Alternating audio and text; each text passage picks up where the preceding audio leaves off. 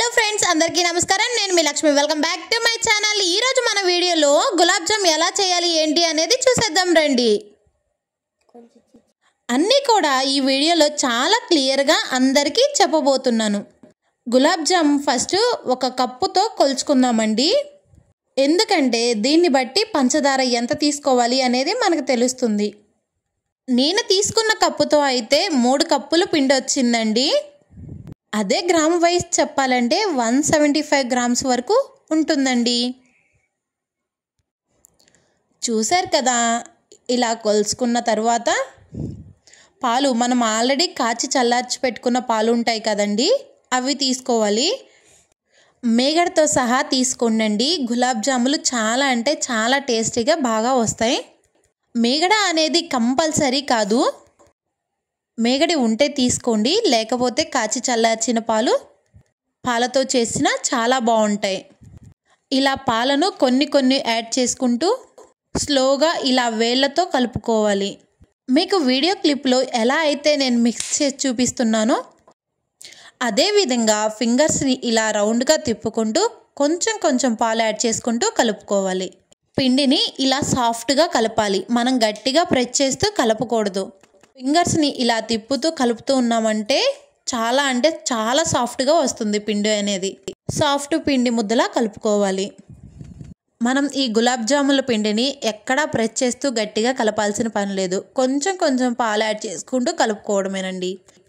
పాలను తీసుకొని కలిపిన తరువాత కొంచెం నెయ్యి యాడ్ చేసుకుందామండి. 1 టేబుల్ స్పూన్ నెయ్యి యాడ్ చేసుకోవడం వల్ల, ఇలా నెయ్యి తీసుకోవడం వల్ల టేస్ట్ అయినా గులాబ్ జాములు కూడా చాలా బాగుంటాయి.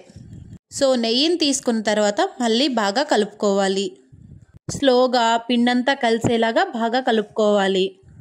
చూసారు కదా, ఈ విధంగా కొంచెం పాలు యాడ్ చేసుకుంటూ నెయ్యి యాడ్ చేసుకొని సాఫ్ట్గా కలుపుకున్నామంటే గులాబ్ జాములు చాలా అంటే చాలా బాగా వస్తాయండి.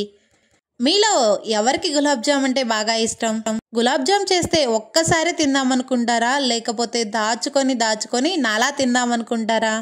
నేనైతే ఒక్కసారే తిననండి, దాచుకొని తింటాను. అంత ఇష్టం నాకైతే గులాబ్ జామ్ అంటే. మరి మీలో ఎంతమంది గులాబ్ జామ్ అంటే ఇష్టమో కామెంట్ సెక్షన్లో కామెంట్ చేయండి. మీరు ఫస్ట్ సారి ఎప్పుడు గులాబ్ జామ్ తిన్నారో కూడా కామెంట్ సెక్షన్లో చెప్పండి. చూసారు కదా, ఇలా ముద్దలా ఉండాలి.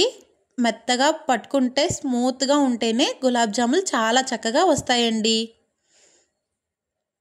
చూసారు కదా, ఈ విధంగా విరిచి చూసారంటే ఎయిర్ గ్యాప్స్ వచ్చేలా వచ్చిందంటే గులాబ్ జామ్ పిండి చాలా బాగా కలిపామని అర్థం. పిండిలో పాలు బాగా సరిపోయి కలిపామని అర్థం అండి. ఇలా సాఫ్ట్గా ఉండాలి పిండి అయితే. చూసారు కదా, పట్టుకుంటే ఎంత సాఫ్ట్గా ఉందో మీకే అర్థమవుతుంది కదా. ఇంత సాఫ్ట్గా ఉన్నాయంటే గులాబ్ జాములు చాలా అంటే చాలా బాగా వస్తాయండి. మూత పెట్టుకొని పక్కన పెట్టేసుకుందాం.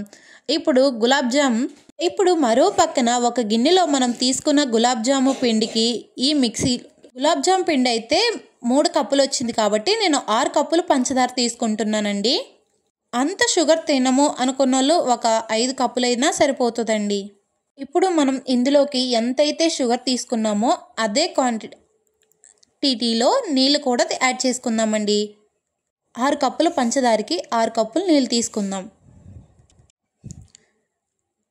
6 కప్పులు యాడ్ చేసుకుందాం. ఇప్పుడు మంటని సిమ్లో పెట్టుకొని 1 నిమిషం ఆగిన తర్వాత మంటని హై ఫ్లేమ్లో పెట్టుకొని చక్కెర అంతా కరిగేలాగా పూర్తిగా కరిగిపోయేంత వరకు వేడి చేయండి. ఇలా పూర్తిగా చక్కెర అంతా కరిగిపోయిన తర్వాత మంటని సిమ్లో పెట్టుకోండి. సిమ్లో పెట్టి ఒక 5-6 నిమిషాలు పాకం వచ్చేదాకా ఉంచండి. ఇప్పుడైతే 4 యాలక్కాయలు కచ్చాపచ్చాగా దంచుకుందామండి. ఈ సిరప్లో యాలక్కాయలు ఫ్లేవర్ చాలా అంటే చాలా బాగుంటుంది.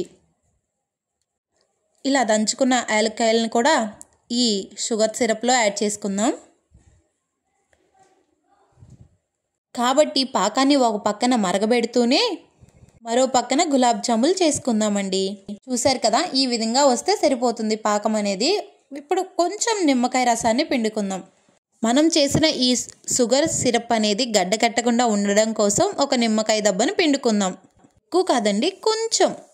ఇప్పుడు మనం కలిపి పెట్టుకున్న పిండి ఉంది కదా, గులాబ్ జాముల పిండి, ఆ పిండిని అంతా చిన్న చిన్న ఉండలుగా తీసుకుందాం. ఇలా కుదరదు అనుకుంటే ఏదన్నా స్పూన్ తీసుకొని చిన్న చిన్న ఉండల్లాగా తీసుకోవచ్చు. ఇప్పుడు నేను చేతి కొలతతోనే చిన్న ఉండలుగా తీసుకుంటున్నాను పిండినంతా. ఇలా ఉండలు తీసుకున్న తర్వాత క్రాక్స్ రాకుండా ఈజీగా చేసుకునే గులాబ్ జామ్ అంటే నాకు తెలిసి ఇదే ఈజీ వే అనుకుంటున్నానండి. మరి మీరు ఎలా చేస్తారో నాకు కామెంట్ సెక్షన్లో చెప్పండి. మీలో ఎంతమందికి గులాబ్ జామ్ అంటే ఇష్టమో ఖచ్చితంగా కామెంట్ చేయడం మర్చిపోవద్దు. చూస్తున్నారు కదా, ఇలా ప్రెస్ చేస్తూ రౌండ్గా తిప్పుకొని చేసుకోవాలండి. అదిగో చూస్తున్నారు కదా, ఈ వీడియోలో క్లిప్లో ఎలా చూపిస్తున్నానో అలా. కొంతమందికి గులాబ్ జామ్ పైన క్రాక్స్ లాగా వస్తాయి. అవి పోవాలంటే పాలతో కొంచెం చేతిని తడుపుకొని అలా చేసుకున్నారంటే, చూస్తున్నారు కదా, అలా క్రాక్స్ లాగా వస్తే పాలల్లో అలా చేతిలో ముంచుకొని అలా ప్రెస్ చేసి అలా చేశారంటే గులాబ్ జాములు అనేవి చాలా అంటే చాలా పర్ఫెక్ట్గా వస్తాయండి.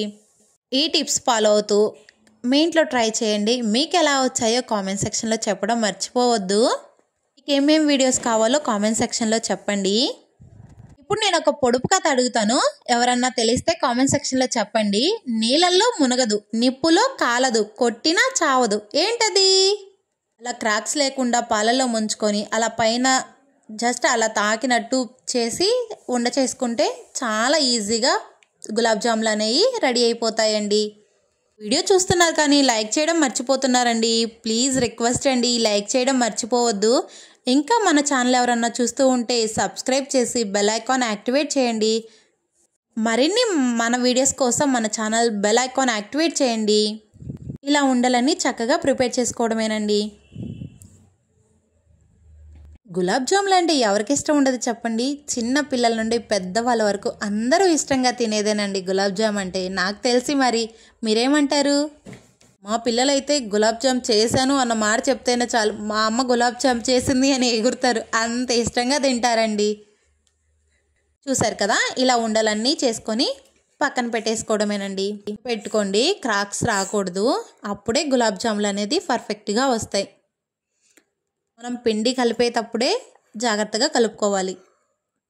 చూసారు కదా, ఈ విధంగా గులాబ్ జాములన్నీ పక్కన పెట్టేసుకొని ఆయిల్ మరీ హీట్ అవ్వకూడదు, స్లోగా లోలో ఉన్నప్పుడే, బాగా హీట్ అవ్వాల్సిన పని లేదండి. ఆయిల్ అయితే కొంచెం గోరువెచ్చగా అయితే చాలు. ఇలా గులాబ్ జాములన్నీ వేసుకోవడమేనండి. ఒకటిగా వేసుకోవాలి, ఎక్కువ వేసుకోవద్దు. ఆయిల్కి సరిపడానే వేసుకోండి. ఆయిల్ తక్కువైనా కానీ గులాబ్ జాములు అనేది పర్ఫెక్ట్గా రావు. చూసారు కదా, కొంచెం హీట్ అయిన తర్వాత ఆయిల్ అనేది అలా పైకి లేస్తూ ఉంటాయి గులాబ్ జాములు. అలా కొంచెం ఎర్రగా వచ్చిన తర్వాత ఒకసారి అలా టర్న్ చేసుకొని గులాబ్ జాములు తీసి మనం ఆల్రెడీ పాకం పట్టుకున్నాం కదా, ఆ పాకం సిరప్లో వేసుకోవడమేనండి. చూసారు కదా, అందరికీ ఎంతో ఇష్టమైన గులాబ్ జామ్ రెడీ అయిపోయింది. గులాబ్ జాములు అయితే చాలా అంటే చాలా పర్ఫెక్ట్గా వచ్చాయి. వీడియో నచ్చినట్టయితే లైక్ చేయండి, సబ్స్క్రైబ్ చేయండి, బెల్ ఐకాన్ యాక్టివేట్ చేయండి. Thank you for watching.